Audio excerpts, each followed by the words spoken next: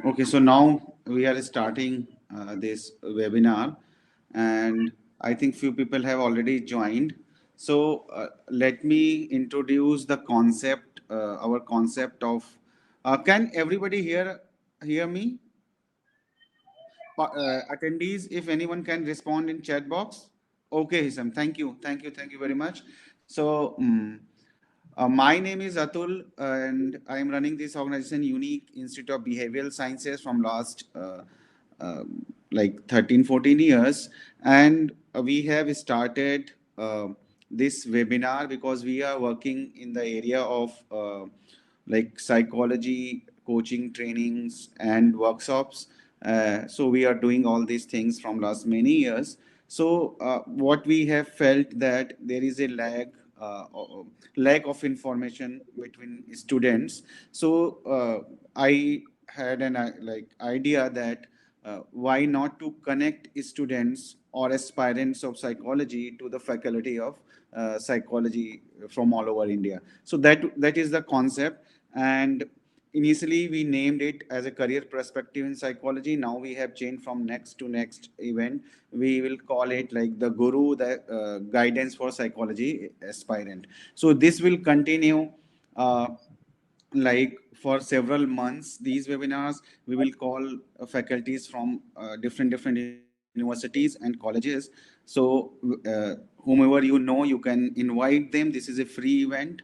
There is no fee for that, so you can invite your friends and whoever is interested in the this field.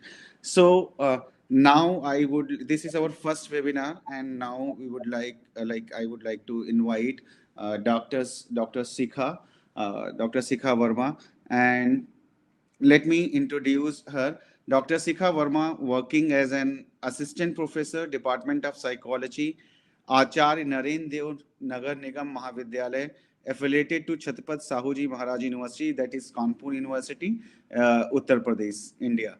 And she received her Bachelor of Arts and Masters of Arts degree from the Department of Psychology at the Banaras Hindu University, Varanasi, India. And she got Poonam Memorial Gold Medal for securing highest marks in aggregate amongst the female candidate in Bachelor of Arts uh, honors psychology examination. She also got Pandit Radheshyam Sarma Smriti Scholarship and Lieutenant Shiv Mangal Pandey Pratibhavan Vesi Scholarship during graduation. She has done 1 year diploma in counseling and guidance and psychological intervention from BHU and attended the internship under the Regional Institute of Education NCRT Bhopal, India. She has also done her PhD entitled Psychological Distress, Hope, ART adherence, and nutritional status in relation to perceived social support among HIV/AIDS orphans. From BHU Varanasi, India, and got JRF and SRF fellowship during her PhD. Dr. Sikha Verma published 10 papers in various reputed national and international journals, such as Journal of Indian Academy of Applied Psychology, Journal of Indian Health Psychology, and Dr. Verma presented various oral papers, presentations at national and international webinars, conferences, seminars, and various relevant topics. That is like social skill, academic achievement, and nutritional status of HIV and AIDS orphans and non-HIV AIDS orphans and psychological well-being, etc. So, Thank you, sir. Now I would like to invite Dr. Sikha Verma to continue the webinar, and you can ask, you can type your questions. All the attendees can type their questions in the chat box so that we can take all the like questions, whatever we can take in this limited time period. And ma'am is also like completed all her most of her education from BHU, that is one of the most reputed institution in India or in psychology also. So you can, if you have any query regarding that, that can be also asked. So thank you very much, ma'am, for accepting our invitation for this webinar. And now I would like to invite you for the webinar so that you can enlighten the attendees. Okay sir, thank you sir. जैसा कि आज का जो हमारा webinar का topic है वो है, ठीक है, लेकिन यहाँ पे सिर्फ हम करियर की बात तो करेंगे, लेकिन फर्स्ट ऑफ ऑल हम बात करेंगे courses related to psychology. Okay, तो यहाँ पे जो स्टूडेंट्स ज्वाइन हुए हैं, होप सो कुछ स्टूडेंट को साइकोलॉजी के फील्ड के बारे में, साइकोलॉजी के कोर्सेज के बारे में, आफ्टर साइकोलॉजी में जब आप एमए कर लेते हैं तो करियर अपॉर्चुनिटी के बारे में नॉलेज होगा। ओके, कुछ स्टूडेंट्स ऐसे होंगे जो कंफ्यूजन के स्टेट में होंगे, they are not proper aware for the particular knowledge. Okay, और कुछ ऐसे स्टूडेंट्स होंगे जो बिल्कुल भी उनको इंफॉर्मेशन नहीं होगी, लैक ऑफ नॉलेज होंगे। ठीक है, तो मैं स्टार्ट करती हूँ बिगिनिंग से। ठीक है, अगर आप साइकोलॉजी पढ़ रहे हैं और साइकोलॉजी में अपना करियर बनाना चाहते हैं तो फर्स्ट ऑफ ऑल आपको जानना है कि करियर के लिए साइकोलॉजी के क्या क्या स्कोप है। ओके, तो फर्स्ट हम डिस्कस करेंगे स्कोप ऑफ साइकोलॉजी। तो यहाँ हमने स्कोप ऑफ साइकोलॉजी को 3 कैटेगरी में डिवाइड किया हुआ है। मेरी आवाज आ रही है? I am audible? I am audible?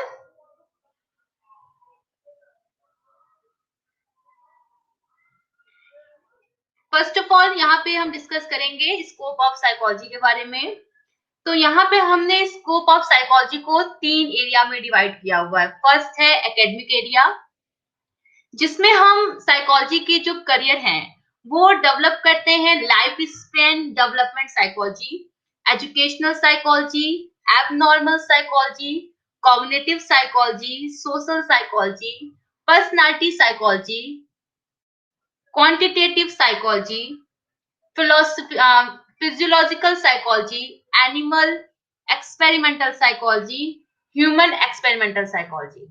ये जो एरियाज हैं ये साइकोलॉजी के एकेडमिक एरिया है, जहां पे आप एकेडमिक के एरिया में अपना करियर डेवलप कर सकते हैं। दूसरा है अप्लाइड एरियाज। अप्लाइड एरियाज वो होते हैं जहां पे हम एकेडमिक एरियाज के प्रिंसिपल नॉलेज थ्योरीज को हम अप्लाई करते हैं, वो साइकोलॉजी का अप्लाई एस्पेक्ट हो जाता है। यहाँ पे भी डेवलपमेंट के यानी आपको करियर डेवलपमेंट के बहुत सारे एरियाज मिलते हैं, जिसमें है clinical psychology, industrial and organisation psychology, military psychology, neuro psychology, rehabilitation psychology, school psychology, counselling psychology, community psychology.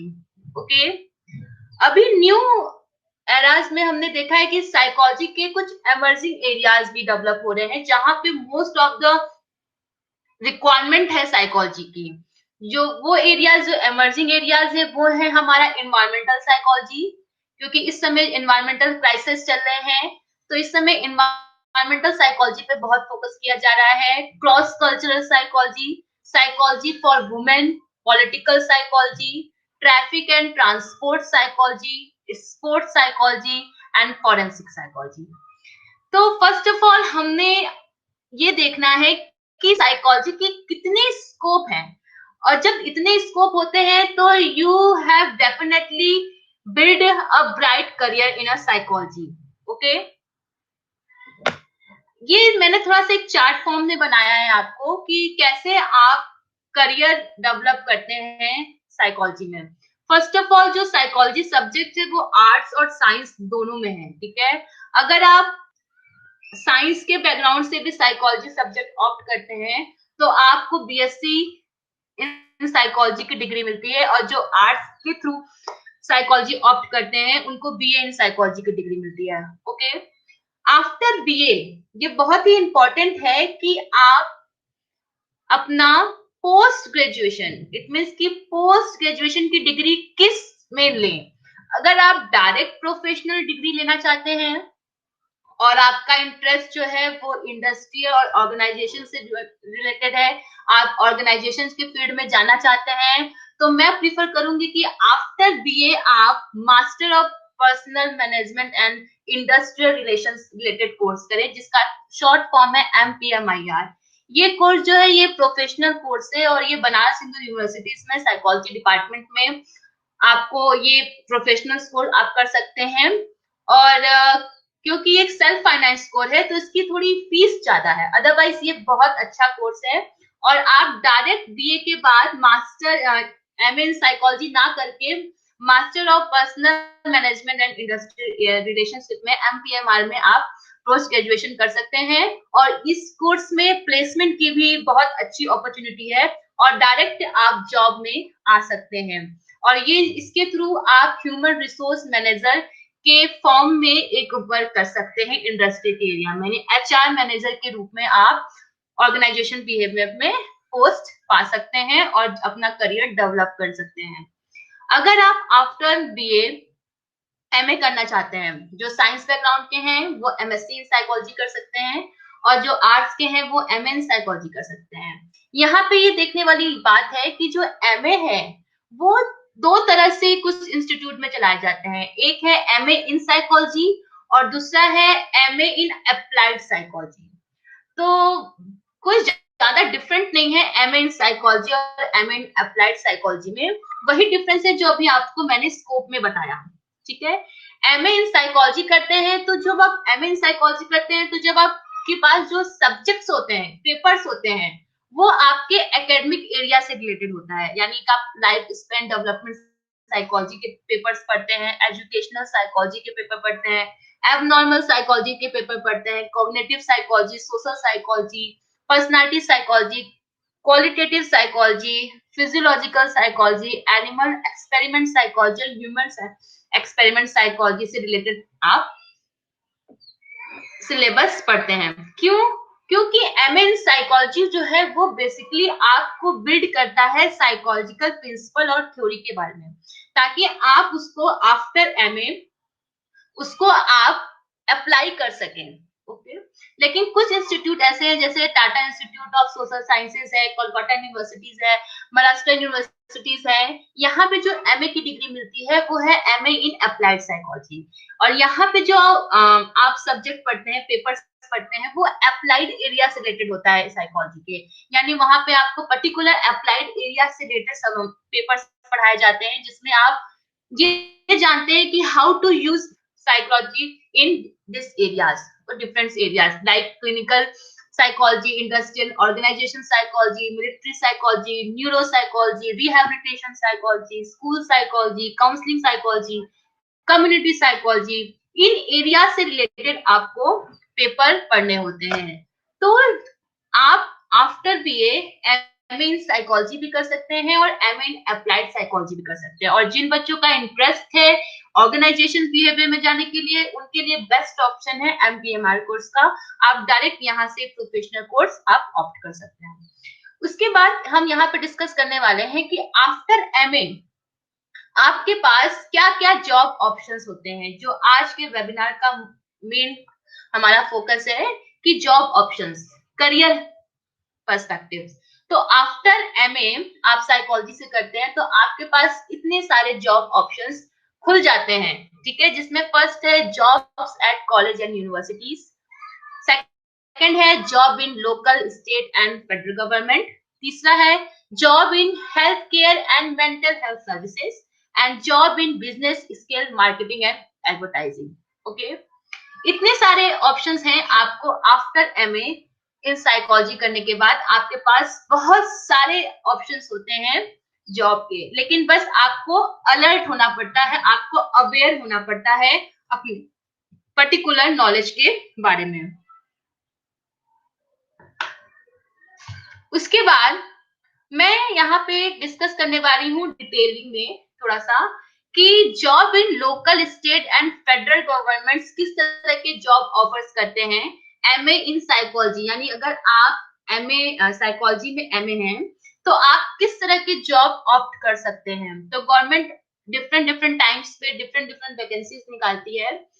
तो आप इस तरह के वैकेंसीज आप अगर निकले तो आप उसमें डेफिनेटली बिना किसी हिचक के आप उसके लिए एप्लीकेबल हैं, एलिजिबल हैं और आप अप्लाई कर सकते हैं। जैसे फर्स्ट है वोकेशनल रिहैबिलिटेशन प्रोवाइडर। इसके लिए आप आफ्टर एमए आप इसके लिए अप्लाई कर सकते हैं। Self reliance specialist, developmental specialist, drugs and alcohol specialist, employment counsellor, human resource analytics, parole officer, psychological programme manager, rehabilitation counsellor, social service manager. ये डिफरेंट डिफरेंट पोस्ट है जिसकी वैकेंसी समय समय पर हमारा स्टेट गवर्नमेंट, सेंट्रल गवर्नमेंट निकालती रहती है। बेसिकली जो नेचर ऑफ जॉब होता है वो कॉन्ट्रेक्चुअल होता है, बट ऐसा नहीं है कि वो रोटेशन पे नहीं होता है, कॉन्ट्रेक्चुअल रहता है, लेकिन वो 1 ईयर का या 2 ईयर्स का उनका ड्यूरेशन होता है। उसके बाद वो फिर से उस जॉब को आपको रोटेशन पे रख सकते हैं, ठीक है। तो ये बहुत अच्छी अपॉर्चुनिटी है आफ्टर एमए जॉब करियर की, और इसमें सैलरी भी जो होती है वो आपको 20,000 से लेके 40-60,000 तक की सैलरी आपको प्रोवाइड की जाती है as a according to your post, okay. उसके बाद है job in health care and mental health services. इसमें भी बहुत सारे पोस्ट हैं, जैसे behaviour counsellor, health project coordinator, psychiatrist technicians, rehabilitation specialist, group home coordinator, family service worker, child protection worker, child care supervisor. इससे रिगार्डिंग भी आपको बहुत सारे सोर्सेस हैं, गवर्नमेंट के थ्रू है या प्राइवेट इंस्टीट्यूट है जो इस तरह के वैकेंसीज निकालते रहते हैं जहां आप अप्लाई कर सकते हैं जॉब के लिए। उसके बाद कुछ जॉब जो है साइकोलॉजी स्टूडेंट्स के लिए बहुत अच्छी है, business scale marketing and advertising areas में, और इसकी अवेयरनेस हमें बहुत ही कम होती है। क्यों? क्योंकि हमको लगता है कि आफ्टर साइकोलॉजी या तो हम किसी की काउंसलिंग के लिए अपने आप को यूज कर सकते हैं, हम जॉब कर सकते हैं या स्कूल में जॉब कर सकते हैं, कभी भी हमारा जो ध्यान है वो मार्केटिंग के एरिया में नहीं जाता है। लेकिन आज के डेट में मोस्ट ऑफ द जो भी कंपनीज हैं वहां पे साइकोलॉजिस्ट की जरूरत पड़ती है, ताकि वो पब्लिक के लिए उनके साइकोलॉजी को समझ के एडवर्टाइजमेंट या मार्केटिंग को प्लान कर सके। तो बहुत सारी वैकेंसीज आपके लिए जॉब अपॉर्चुनिटी खुली हुई है इस एरियाज में भी, जैसे ह्यूमन रिसोर्स मैनेजर के तौर पे आप यहाँ काम कर सकते हैं, एडवर्टाइजिंग एजेंट के रूप में काम कर सकते हैं, मार्केट सर्चर के पोस्ट पे आप करियर बना सकते हैं, एम्प्लॉय ट्रेनर के रूप में आप वर्क कर सकते हैं, पब्लिक रिलेशनशिप के बेस पे आप काम कर सकते हैं, प्रोजेक्ट मैनेजर के रूप में, sales representative and store manager. यहाँ पे बहुत सारे मैंने यहाँ आपको ऑप्शंस बताए हैं कि आफ्टर एमए आप गवर्नमेंट के एरियाज में भी, मेंटल हेल्थ सर्विस के एरिया में भी और मार्केटिंग एंड एडवर्टाइजिंग के एरिया में भी आप अपना करियर बिल्ड कर सकते हैं, ओके। इसके बाद मैं ये एक बाय चार्ट प्रिपेयर किया है आप लोग के लिए, ताकि आपको ये नॉलेज हो सके कि क्या कितने एरियाज में इस समय जो साइकोलॉजिस्ट हैं वो वर्क कर रहे हैं। तो जैसे कि percentage of psychologist working in various branch of psychology, तो यहाँ पे मैंने ब्रांचेस के अकॉर्डिंग परसेंटेज बनाया हुआ है साइकोलॉजिस्ट का, कि कितने परसेंट साइकोलॉजिस्ट किस ब्रांच में इन्वॉल्व है। तो यहाँ आप देखेंगे कि क्लिनिकल ब्रांचेस में 43% ऑफ साइकोलॉजी इन्वॉल्व है। It mean most of the psychology, it means near about 50% psychologist clinical के एरिया में वर्क कर रहे हैं। एक्सपेरिमेंटल एरिया के ब्रांचेस में 13% साइकोलॉजिस्ट वर्क कर रहे हैं, 10% काउंसलिंग के एरिया में, 5% इंडस्ट्रियल के एरिया में, 5% डेवलपमेंट के एरिया में, 5% स्कूल्स के एरिया में, 6% सोशल एंड पर्सनालिटी के एरिया में, एंड 6% एजुकेशनल के एरिया में वर्क कर रहे हैं, 7% अदर्स। तो ये बहुत ही इंटरेस्टिंग है। एक और बाय चार्ट है जिसमें मैंने बताया है कि percentage of psychologist working in various institute wise यहाँ पे मैंने डिवीजन दिखाया हुआ है कि कितने परसेंट साइकोलॉजी इंस्टीट्यूट वाइज काम कर रहे हैं। तो यहाँ पे कॉलेज एंड यूनिवर्सिटी में 57% ऑफ साइकोलॉजिस्ट काम कर रहे हैं। इट मीन्स कि नियर अबाउट 60% साइकोलॉजी जो है, साइकोलॉजिस्ट जो है वो कॉलेज एंड यूनिवर्सिटीज में वर्क कर रहे हैं। हॉस्पिटल एंड कम्युनिटी सेंटर्स में 15% साइकोलॉजिस्ट वर्क कर रहे हैं। 7% प्राइवेट और ग्रुप प्रैक्टिस में वर्क कर रहे हैं, बिजनेस इंडस्ट्री कंसल्टिंग में 5%, स्कूल में 6%, गवर्नमेंट 5% एंड अदर 5%। तो ये बहुत ही इंटरेस्टिंग है कि क्या रीजन है कि मोस्ट ऑफ द जो साइकोलॉजिस्ट एरिया है वो या तो क्लिनिकल के एरियाज में है या कॉलेज एंड यूनिवर्सिटीज के एरिया में है। क्या रीजन है, क्या लगता है आपको, क्या रीजन हो सकता है? एनीवन? क्या रीजन है कि मोस्ट ऑफ द जो साइकोलॉजिस्ट हैं वो क्लिनिकल के एरिया में है या कॉलेज एंड यूनिवर्सिटीज के एरिया में है? Anyone can speak?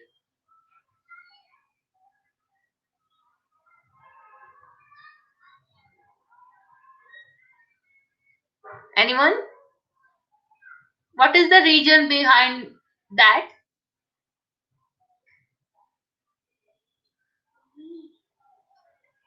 इसके पीछे ये रीजन हम देख सकते हैं कि कॉलेज एंड यूनिवर्सिटीज में 57% है। इसका ये मतलब हुआ कि मोस्ट ऑफ द टाइम जो वैकेंसीज आती हैं या आपके पास जो हायर डिग्री है एमए की, ठीक है, उसके बाद आपके पास एक ऑप्शन होता है हमारे यूनिवर्सिटी ग्रांट कमीशन द्वारा एलिजिबिलिटी टेस्ट का। ओके, यूनिवर्सिटी ग्रांट कमीशन ने एक एलिजिबिलिटी टेस्ट डिसाइड किया जिसे मोस्ट ऑफ द आप नेट कहते हैं, ठीक है, नेट है, जीआरएफ है। तो ये क्राइटेरिया ये डिसाइड करता है कि अगर आप इस क्राइटेरिया को पास कर लेते हैं, उनके कट ऑफ लिस्ट को आप पास कर लेते हैं, now you are eligible for the lectureship assistant professor. तो after MA most of the student try करते हैं नेट एंड जीआरएफ के लिए, ओके, एकेडमिक एरिया में जाने के लिए। अभी जैसे मैंने फर्स्ट ऑफ ऑल आपको डिस्कस किया था स्कोप ऑफ साइकोलॉजी, ठीक है। तो मोस्ट ऑफ द जो साइकोलॉजिस्ट पढ़ने के बाद, एमए करने के बाद, मोस्ट ऑफ द स्टूडेंट का जो इंटरेस्ट होता है वो एकेडमिक एरिया की ओर रहता है, ठीक है। और यूजीसी ग्रांट कमीशन ने एक आपको हेल्दी इन्वायरमेंट दिया हुआ है कि अगर आप ये क्राइटेरिया पास कर लेते हैं, नेट का एग्जाम पास कर लेते हैं, now you are very easily receive the post of assistant professor in any college and university all over the India. So, तो यहाँ पे इस कारण जो परसेंटेज है साइकोलॉजिस्ट का वो यहाँ पे ज्यादा है, ठीक है। तो एमए के बाद आप नेट कर सकते हैं और net is the best opportunity अगर आप एकेडमिक एरिया में इंटरेस्ट रखते हैं, ठीक है। और यहाँ पे सिर्फ कॉलेज एंड यूनिवर्सिटीज में टीचर की जो रिस्पॉन्सिबिलिटी होती है वो सिर्फ टीचिंग तक नहीं होती है। यहाँ पे जो टीचर्स जो साइकोलॉजिस्ट होते हैं उनकी रिस्पॉन्सिबिलिटी काफी बड़ी होती है। उनको टीचिंग के साथ साथ अदर रिस्पॉन्सिबिलिटीज भी प्रोवाइड की जाती है यूनिवर्सिटीज एंड कॉलेज की तरफ, जैसे कि गाइडेंस एंड काउंसलिंग की फैसिलिटीज या सेल्स में वो वर्क करते हैं, अपना कंट्रीब्यूशन देते हैं, या रिक्रूटमेंट सेल्स में भी वो अपना कंट्रीब्यूशन देते हैं, ठीक है। इस तरह से जो कॉलेज यूनिवर्सिटीज हैं वहां पे हमारे साइकोलॉजिस्ट के परसेंटेज ज्यादा है। सेकंड है कि क्लिनिकल के एरिया में क्यों इतना ज्यादा है, 43% ऑफ इस ब्रांच में भी साइकोलॉजिस्ट के परसेंटेज जो है वो इंक्रीज है। वो इसलिए इंक्रीज है क्योंकि एमए के बाद और किसी भी एरियाज में वर्क करने के लिए आपको पर्टिकुलर डिग्री की जरूरत नहीं है, ठीक है, और कोई स्पेसिफिक डिग्री नहीं है। आफ्टर एमए आप किसी भी एरिया में वर्क कर सकते हैं, ठीक है। लेकिन स्पेसिफिकली क्लिनिकल के एरिया में आफ्टर एमए अच्छी अपॉर्चुनिटी है करियर बिल्ड करने की। अगर आप खुद का एज अ साइकोलॉजी अपनी खुद की क्लिनिक खोलना चाहते हैं या किसी हॉस्पिटल में काम करना चाहते हैं तो आफ्टर एमए आप एमफिल भी कर सकते हैं। MPhil is the most popular course in clinical psychology और ये बेस्ट कोर्स है उन लोगों के लिए जो एकेडमिक न जाके प्रैक्टिकल क्लिनिकल के नॉलेज को प्रैक्टिकली यूटिलाइज करना चाहते हैं, क्लिनिकली वर्क करना चाहते हैं, ठीक है। तो अगर आपका इंटरेस्ट है क्लिनिकल के एरिया में, प्रैक्टिस के एरिया में, अपना खुद का क्लिनिक भी आप बिल्ड कर सकते हैं, तो आप एमफिल कर सकते हैं। तो यहाँ पे मैंने कुछ हायर डिग्री इन साइकोलॉजी के बारे में डिस्कस किया हुआ है कि आफ्टर एमए जो करियर है आप उतने सारे एरियाज में अपने करियर बिल्ड कर सकते हैं, जैसे कि लोग स्टेट एंड फेडरल गवर्नमेंट्स में जो पोस्ट निकलती हैं उसमें आप अप्लाई कर सकते हैं, मेंटल हेल्थ एंड सर्विसेज में आप काम कर सकते हैं, इसमें आप किसी भी क्लिनिक में किसी भी हॉस्पिटल में आप आफ्टर एमए वर्क कर सकते हैं as a psychiatrist, behaviour counsellor, family work, schools में आप काउंसलर की पोस्ट कर सकते हैं, ठीक है। लेकिन अगर आप हायर डिग्री इन साइकोलॉजी लेना चाहते हैं तो यहाँ पे मैंने कुछ हायर डिग्री इन साइकोलॉजी को कैटेगराइज किया हुआ है। जैसे फर्स्ट है पीएचडी, पीएचडी इन साइकोलॉजी, आप पीएचडी कर सकते हैं, या आपका पर्टिकुलर क्लिनिकल में इंटरेस्ट है और आप क्लिनिकल में ही पीएचडी डिग्री करना चाहते हैं तो सीआईपी से आप क्लिनिकल में आप पीएचडी कर सकते हैं, ठीक है। जो सीआईपी है हमारा वो सेंट्रल इंस्टीट्यूट ऑफ साइकेट्रिस्ट, ये बहुत ही रिनाउड इंस्टीट्यूट है हमारे इंडिया का और साइकेट्रिक्स डिपार्टमेंट का, और यहाँ से जो डिग्री होती है अगर आप परसीव करते हैं तो वो बहुत ही रिनाउड मानी जाती है, ठीक है। और आप बहुत अच्छी अपॉर्चुनिटी, कहीं भी आपको अच्छी जॉब प्रोवाइड मिलती है और यहाँ से भी आपको प्लेसमेंट मिलता है अगर आप सीआईपी रांची से पीएचडी करते हैं या एमफिल करते हैं। एमफिल जो है वो जो पर्टिकुलरली जो इस समय जो इंस्टीट्यूट है वो बहुत ही यहाँ पे मैंने 4 इंस्टीट्यूट लिखे हैं जो बहुत ही रिनाउड है एमफिल के लिए। Most of the student try करते हैं कि जो उनका एमफिल का डिग्री हो यहाँ से, या तो सीआईपी से वो करना चाहते हैं, central institute of psychiatry Ranchi से करना चाहते हैं, या निभांस बैंगलोर से कर्नाटका से करना चाहते हैं, जिसे national institute of mental health and neuro science कहा जाता है, या रीन पास रांची से करना चाहते हैं, Ranchi institute of neuro psychiatrist and allied sciences, या इन्हांस से भी कर सकते हैं institute of human behaviour and allied sciences new Delhi. ये 4 बेसिकली मैंने आपको यहाँ पे बताया क्योंकि ये बहुत ही रिनाउड इंस्टीट्यूट है, मोस्ट ऑफ द स्टूडेंट यहाँ से एमफिल करना चाहते हैं। लेकिन यहाँ की एमफिल जो है आप कर सकते हैं, लेकिन यहाँ पे आपको एंट्रेंस क्वालिफाई करना पड़ता है, देन यू सेलेक्ट, तो आप आफ्टर इंटरव्यू आपको वो सिलेक्ट किया जाता है, यानी प्रोसेस उनका काफी लंबा है, पहले एंट्रेंस होगा फिर इंटरव्यू होगा, देन वो सिलेक्ट करते हैं कैंडिडेट को, ओके। तो यहाँ से अगर मैं प्रीफर करूंगी तो मैं चाहूंगी कि आप अगर क्लिनिकल के एरिया में अपना करियर बनाना चाहते हैं तो आप इन 4 इंस्टीट्यूट से एमफिल कर सकते हैं क्योंकि रिनाउड इंस्टीट्यूट है और आरसीआई से अप्रूव्ड है। इसके अलावा भी बहुत सारे अच्छे इंस्टीट्यूट है जहां से आप एमफिल कर सकते हैं। अगर आप यहाँ से नहीं कर पा रहे हैं तो आप अदर इंस्टीट्यूट से भी कर सकते हैं, जैसे कि king George medical college KGMC Lucknow, वो भी एमफिल कराते हैं और ये आरसीआई अप्रूव्ड है। और institute of mental health hospital Agra, ये भी एमफिल कराते हैं, ये भी आरसीआई अप्रूव्ड है। गौतम बुद्ध यूनिवर्सिटी एमफिल की डिग्री देते हैं, इनका भी आरसीआई अप्रूव्ड है।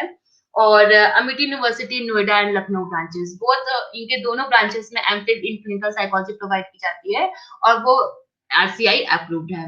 तो यहाँ से भी आप एमफिल के कोर्सेस कर सकते हैं।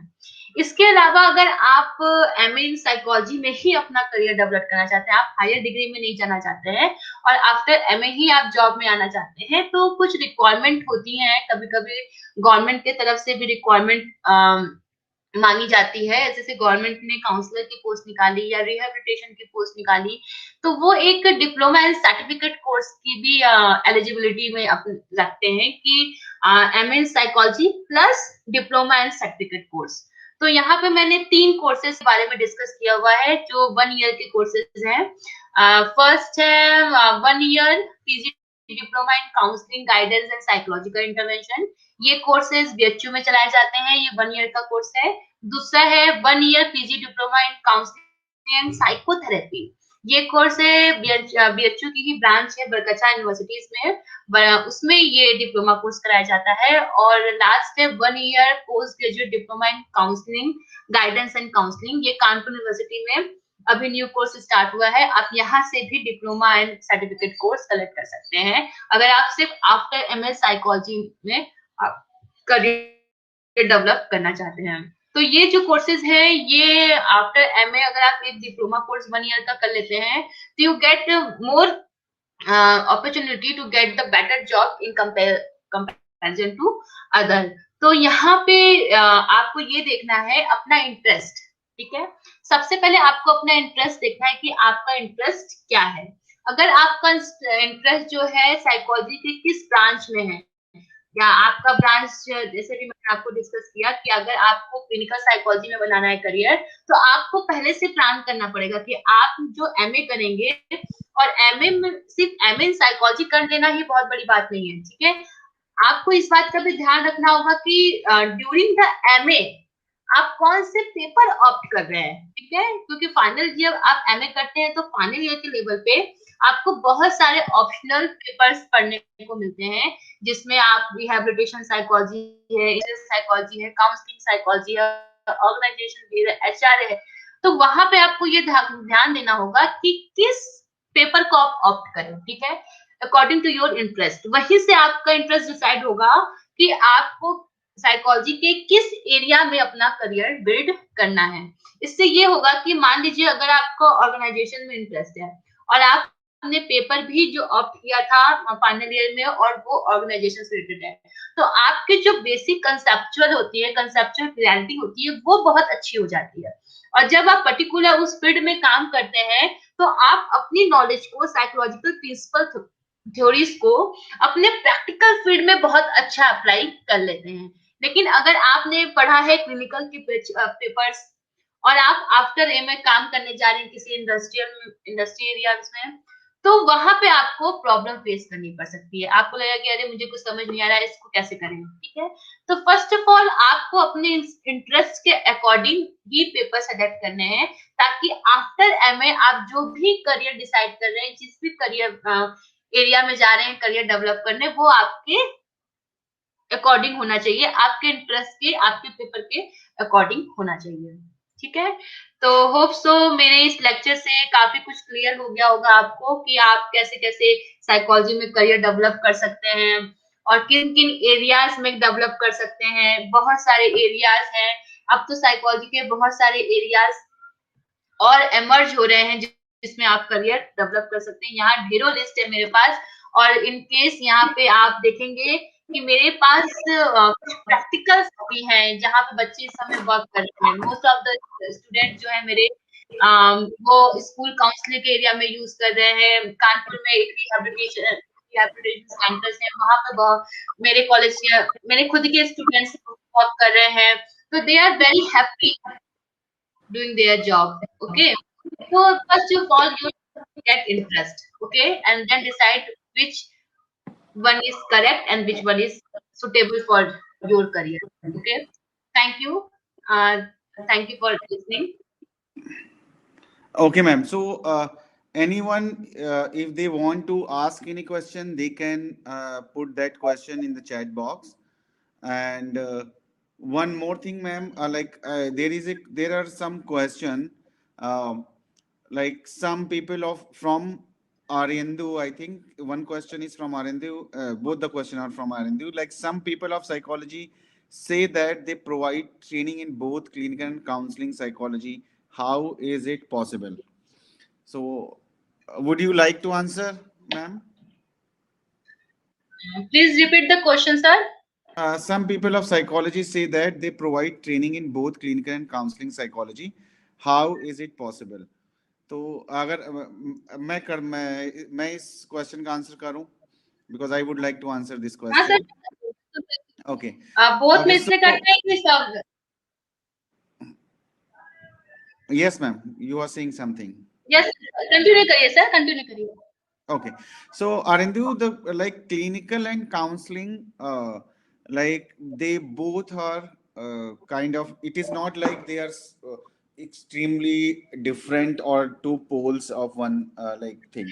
There are like lot of similarity. All the psychological theories which is used for counseling is used for clinical also. The only difference is the severity of the problem. So when you are dealing with less severe problem, you say counseling psychology, like adjustment issues or stress related issues or job related issues, all those things. When it comes to clinical psychology, then it means you are dealing with more severe kind of problem like severe depression, schizophrenia, mood disorders, and all those kind of things. So the people can provide both kind of training. So there is no issue in that, because there is a very thin line. Even if you will read on like theoretical books also, the definition is like that only. They say there is no clear cut boundary between clinical and counseling psychology. So that is there.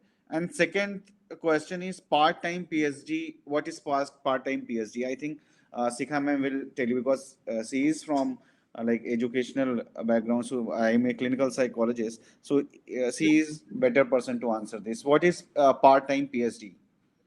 Sir I think part time PhD अगर आप करना चाहते हैं, if you do in PhD in pass time, तो आप इग्नू से कर सकते हो आई थिंक, क्योंकि रेगुलर यूनिवर्सिटीज में आपको फुल टाइम ही देना पड़ेगा, रेगुलर बेस पे पीएचडी करनी पड़ेगी। अदरवाइज आप यूनिवर्सिटी से पास टाइम तो नहीं कर सकते। अगर आप करना Okay. चाहते हैं आप पर्सनल से पीएचडी कर सकते हैं।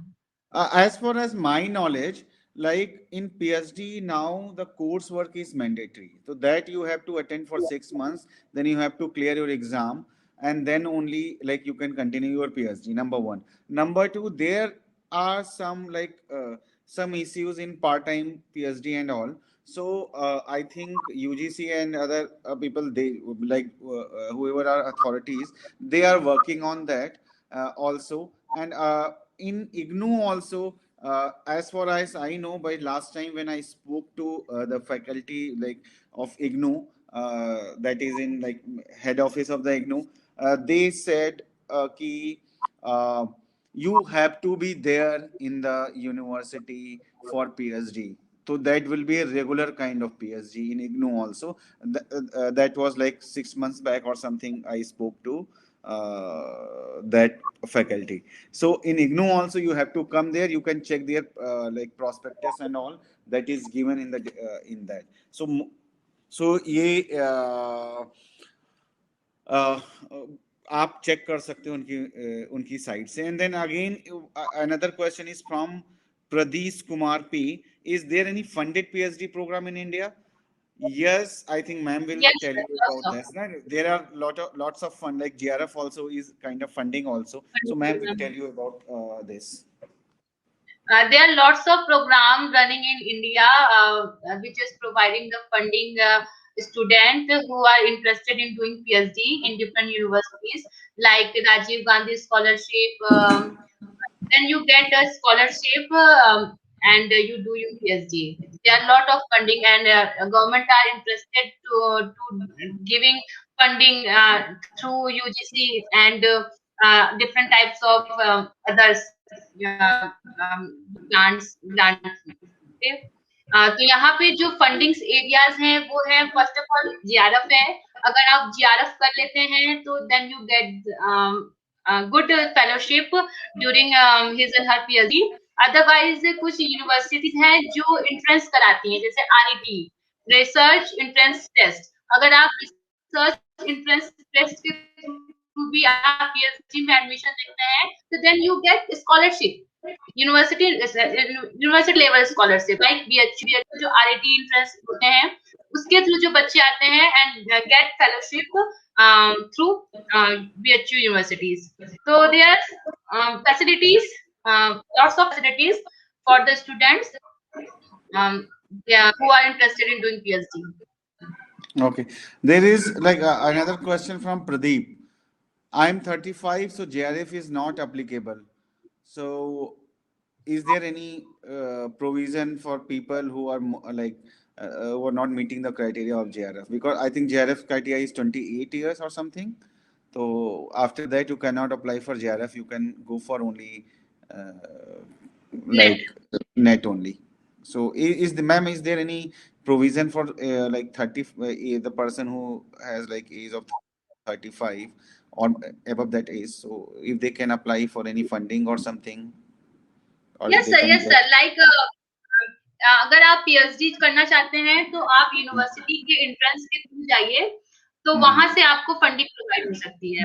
इसके अलावा अगर आप नेट हैं तो यूजीसी इसके अलावा भी बहुत सारे फंडिंग प्रोवाइड करता है, जैसे राजीव गांधी स्कॉलरशिप है, वो भी पीएचडी स्टूडेंट्स के लिए हैं। अगर आपको फेलोशिप लेनी है तो आप वहां से भी फेलोशिप ले सकते हैं।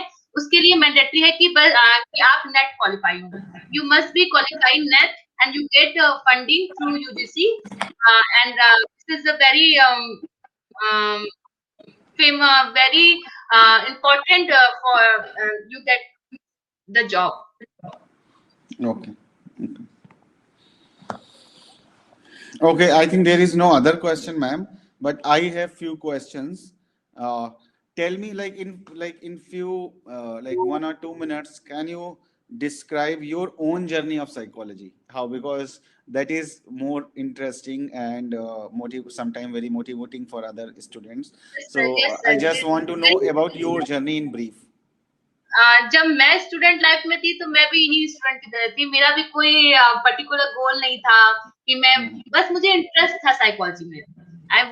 मतलब कि I am very crazy for the psychology. मैं बहुत Hmm. इंटरेस्टेड थी। मैंने इंटर से साइकोलॉजी ऑप्ट की हुई है, और लेकिन मैंने कभी नहीं सोचा था कि इसमें इतने स्कोर्स होते हैं। There are lots of score. तो पर्टिकुलरली जब मैं साइकोलॉजी पढ़ती थी तो बीए तक तो मुझे बिल्कुल क्लियर था कि मेरा इंटरेस्ट कहाँ जा रहा है। जब मैं बीए थर्ड ईयर में आई तो आई ऑप्ट क्लिनिकल पेपर, और मैंने अपना क्लिनिकल मैंने डिसाइड किया कि अगर मुझे पीएचडी करनी है, मास्टर डिग्री लेनी है, तो मैं क्लिनिकल में ही अपनी करूंगी। और मैंने क्लिनिकल के एरिया में फिर मैंने एमए भी किया, मेरा एमए भी था।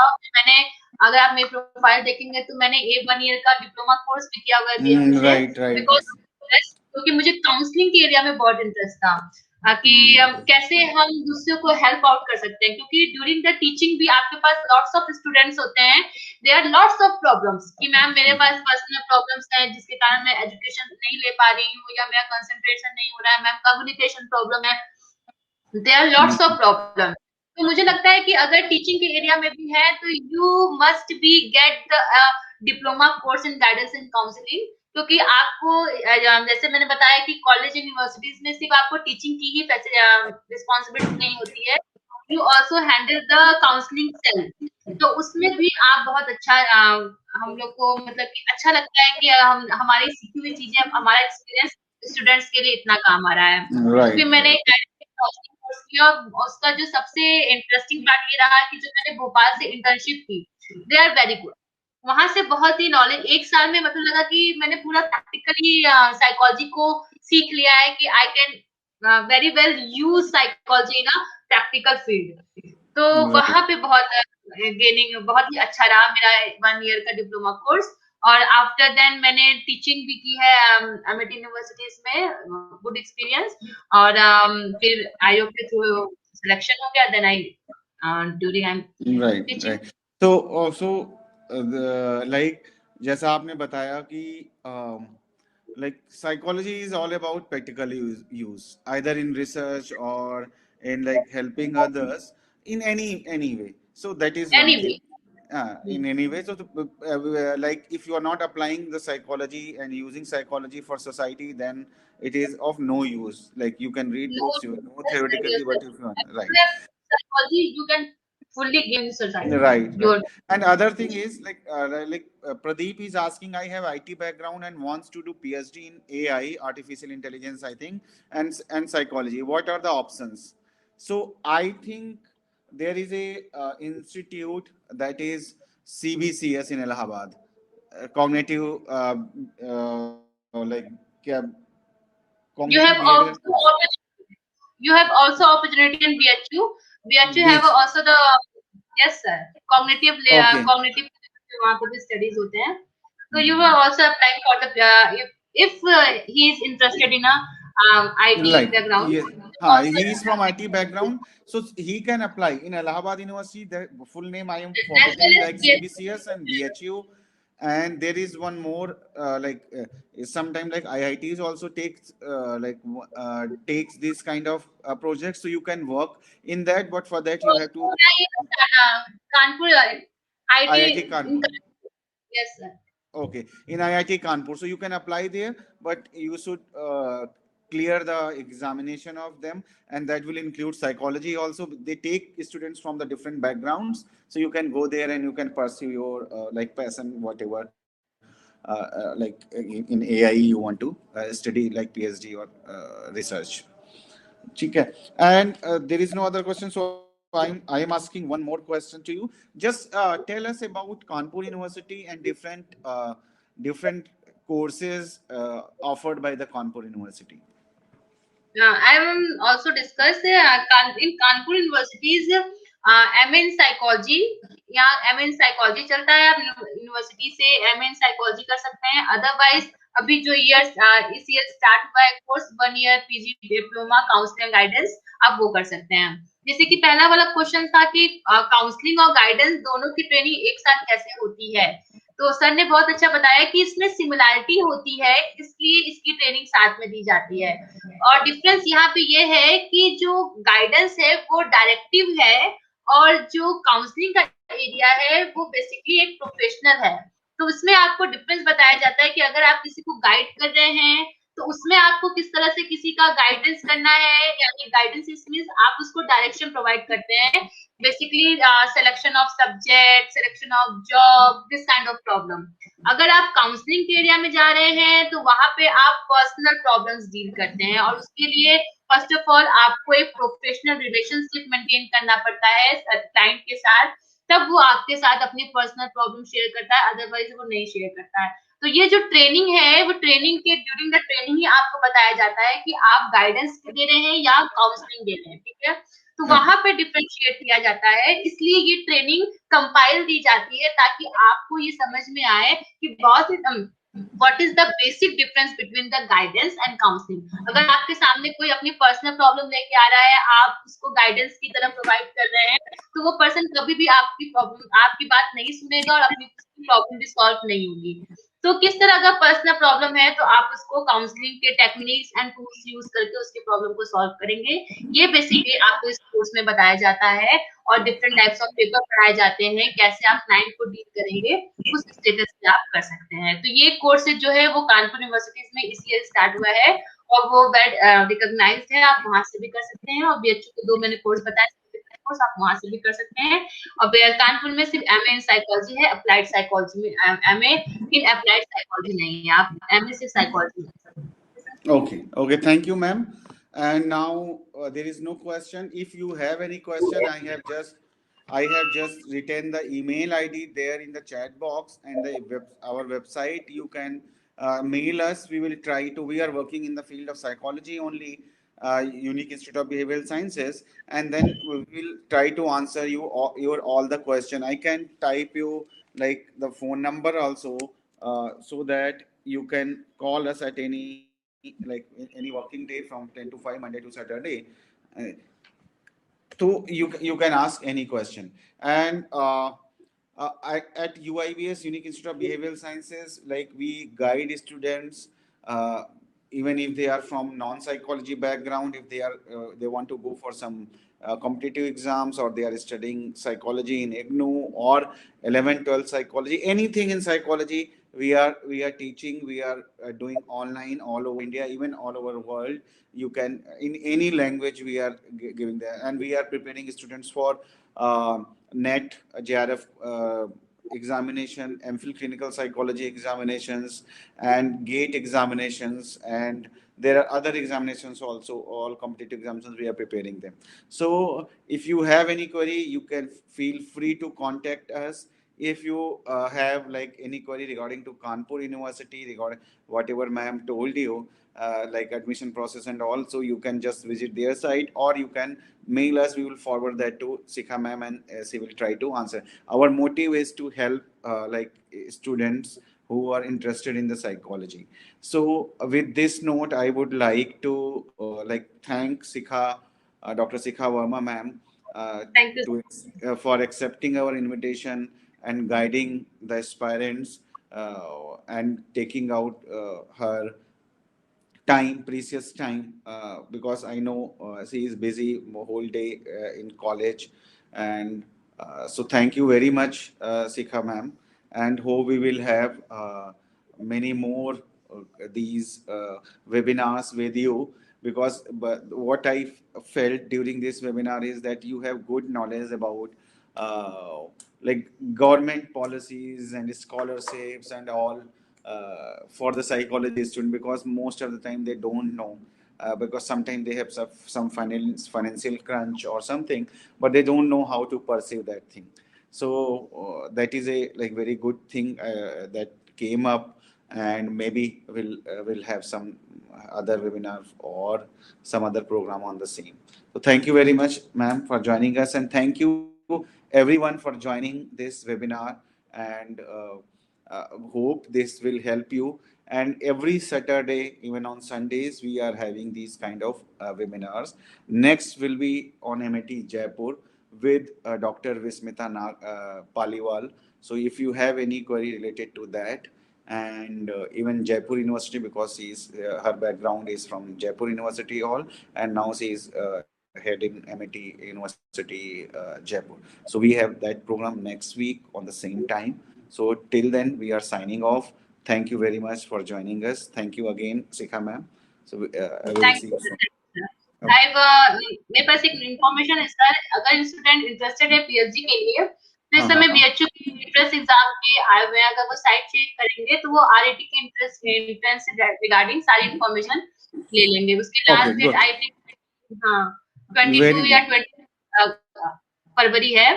तो वहां पे वो फॉर्म करके अगर वो नेट क्वालिफाई है तो वो नेट के थ्रू भी जा सकते हैं, और अगर वो नेट नहीं भी है तो भी वो पीएचडी में एनरोल होके स्कॉलरशिप लेके पीएचडी कर सकते हैं। और वहां पे आपको बहुत अच्छे रिच एनवायरनमेंट मिलेगा, और वहां पे भी नेट प्रिपरेशन की आपको पूरी पूरी हेल्प की जाती है, कोर्सेज चलते हैं। तो वहां पे आप आफ्टर पीएचडी करते करते भी वहां पे नेट आप निकाल सकते हैं। जी जी जी, ये तो बहुत अच्छा इंफॉर्मेशन थी मैम। ये इन्फॉर्मेशन है, अगर पीएचडी करना है तो आप प्लीज साइट पे बीएचयू की साइट पे जाके फॉर्म फिल कर दीजिए, और मार्च में उनका एंट्रेंस एग्जाम भी है। Okay ma'am, thank you for information ma'am. Thank you sir.